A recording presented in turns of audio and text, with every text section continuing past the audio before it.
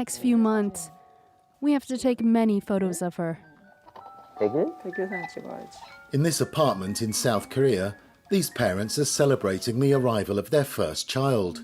They're taking plenty of photos of this special moment. Their daughter's been the centre of attention for the past 2 months.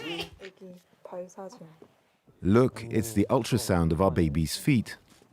But the Kims need help. They've just applied for a recently introduced government child-rearing grant. The grant of 500 to 700 euros per month for 2 years is the latest attempt to address South Korea's growing demographic crisis. Many blame the low birth rate on the high cost of living, which has soared in recent years. Having your first child is so expensive. There are so many things to buy, way more than you expect. A pram, a cot, and even smaller things like a diaper bin. The costs add up quickly. In general, in South Korea, raising a child today costs between 200 and 300,000 euros. The government subsidies are just 1/10 of that sum. Young families are becoming a rarity in South Korea, where the birth rate is the lowest in the world at just 0.7. In France, the rate is 1.8. That means there are far fewer children in education. Today, a teacher has around 10 to 11 children in their care. Before, even during nap time, this classroom was full of about 30 children. Now the number of children is so low that it doesn't seem worth the bother to rearrange desks between classes. In South Korea, schools are closed in the afternoon, so children's families must look after them. In its male-dominated society, that means women are expected to be childminders. And that's turned many women off the idea of having children.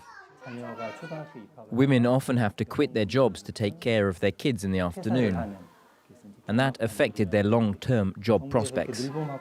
But the government subsidies and extracurricular activities in the afternoon are helping the school try to change the way it looks at motherhood. The low fertility rate is also blamed on the country's brutal work culture. On average, South Koreans work 155 hours more per year than people in other developed countries.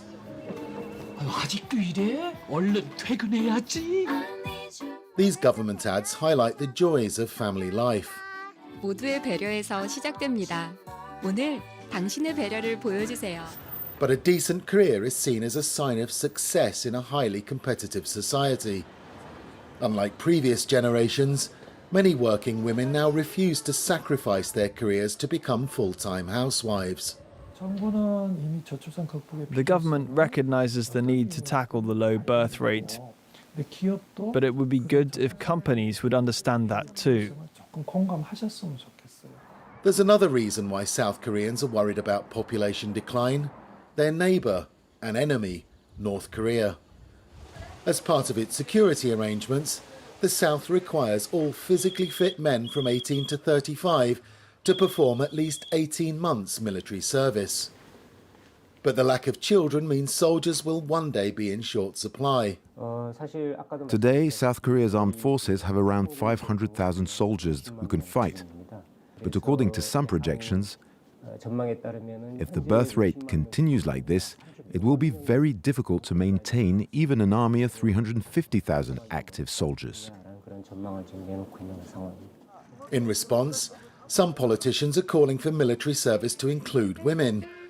But the country must act quickly to address its skewed demographics, not just to secure a bright economic future, but to protect its security in an increasingly volatile region.